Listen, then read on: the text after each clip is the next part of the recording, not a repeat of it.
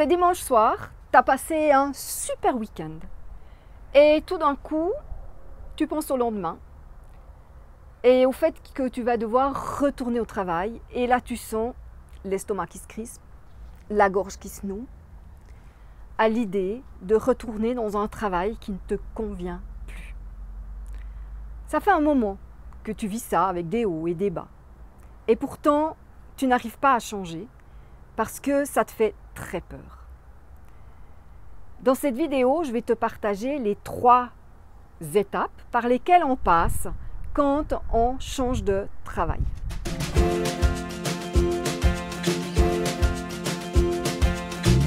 Avant, je me présente. Je suis Anne-Chantal Junot, je suis coach révolution. C'est-à-dire que je permets les gens à évoluer vers leurs rêves, que ce soit au niveau professionnel ou au niveau personnel, et retrouver de la paix et de la joie. Alors, quelles sont ces 3 étapes par lesquelles nous passons quand on change de situation professionnelle? La première, c'est une phase de deuil.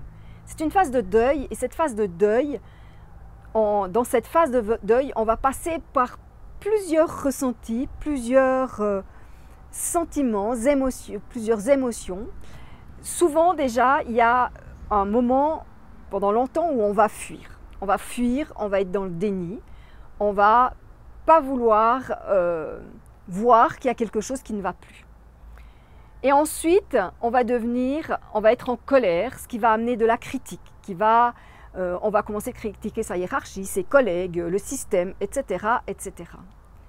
Et puis, comme on n'est toujours pas prêt à faire ce pas du changement, eh bien, on va commencer à négocier avec soi-même, à dire oui, mais en fait, j'ai des super collègues, et puis j'aurai une bonne caisse de retraite, j'ai un bon salaire, ça me permet d'avoir des vacances, ça me permet de payer les traites de la maison. Enfin voilà, en marchant, on se trouve plein de bonnes raisons pour rester dans quelque chose qui ne nous convient plus finalement, qui nous apporte certains avantages, mais qui fait que le quotidien devient désagréable. Et en sachant que le nombre d'heures par jour qu'on passe au travail, j'avais calculé ça une fois, il me semble que c'était 60 000 heures dans une vie professionnelle qu'on passait au travail, il faudrait que je vérifie. En tout cas, ça fait beaucoup de temps d'inconfort. Ensuite, il va y avoir l'accueil et le fait que oui, cette fois, je suis arrivée à un endroit où il faut que je change, en espérant que ça se fasse avant que ce soit votre santé qui vienne dire le stop là.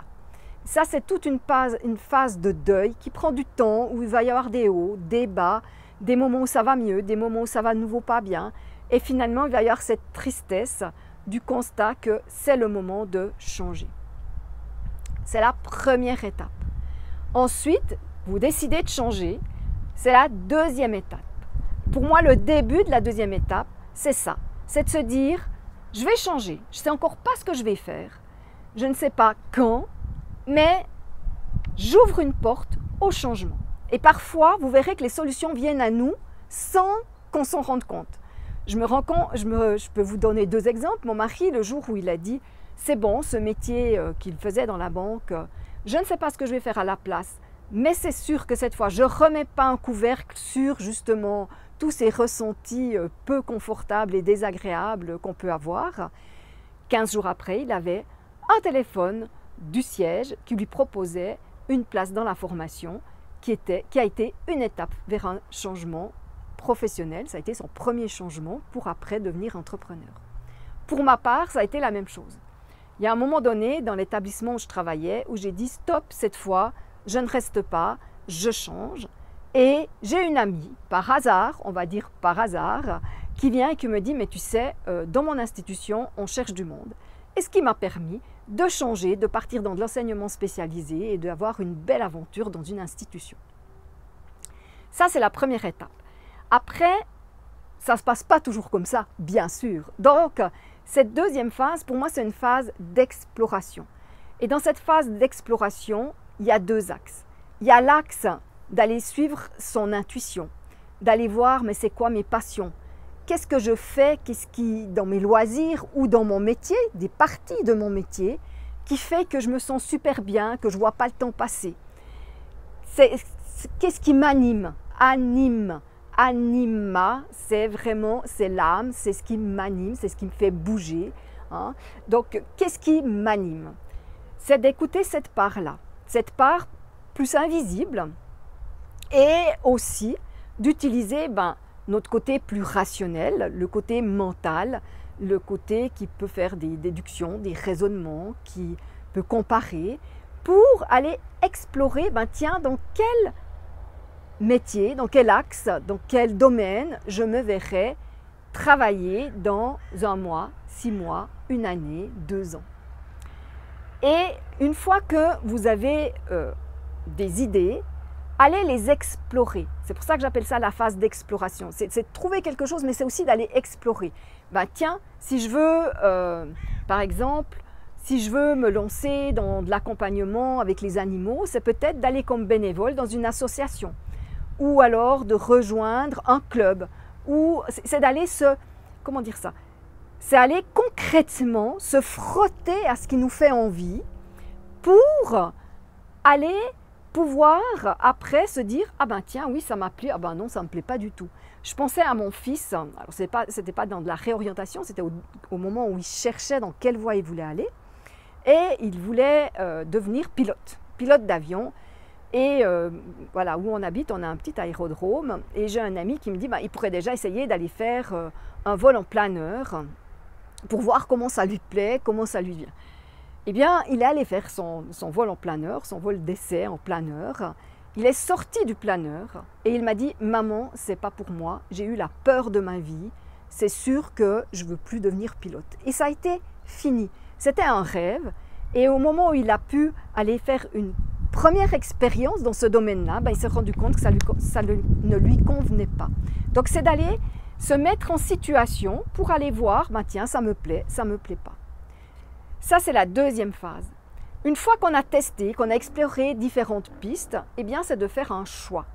C'est de faire un choix, et ensuite, c'est d'aller voir quelles sont les étapes par lesquelles je vais passer pour concrétiser ce choix.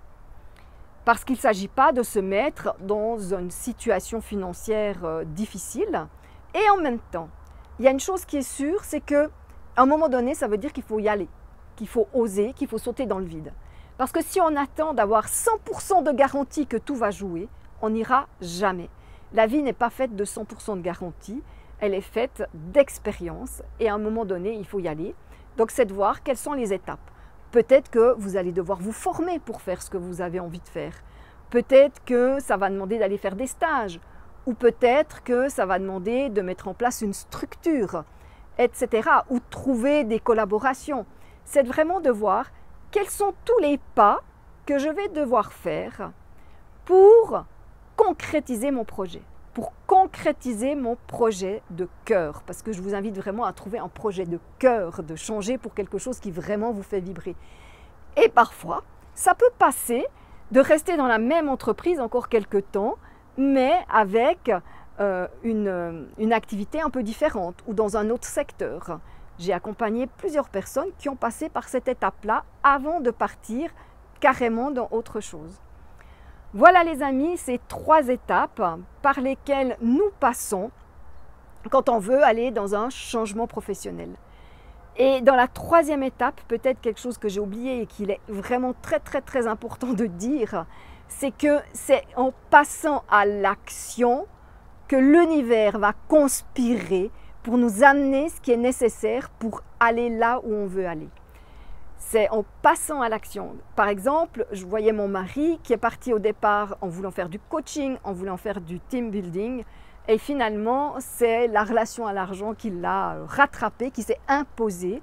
Mais c'est parce qu'il a posé des actions, c'est parce qu'il est allé de l'avant que ça s'est imposé. C'est la même chose qui s'est passé pour moi.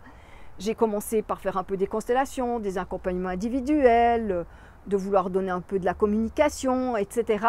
Et le job bonheur, la transition professionnelle et personnelle s'est imposée à moi, est venue parce que c'est ça que tout d'un coup les gens me demandaient plus particulièrement. Donc passer à l'action, que ce soit au niveau de la formation, que ce soit au niveau de faire des essais, des explorations, mais passer à l'action parce que c'est ça qui va vous permettre de trouver vraiment ce qui vous fait vibrer et ce que vous avez envie de faire. Voilà, dans quelle étape vous êtes vous actuellement?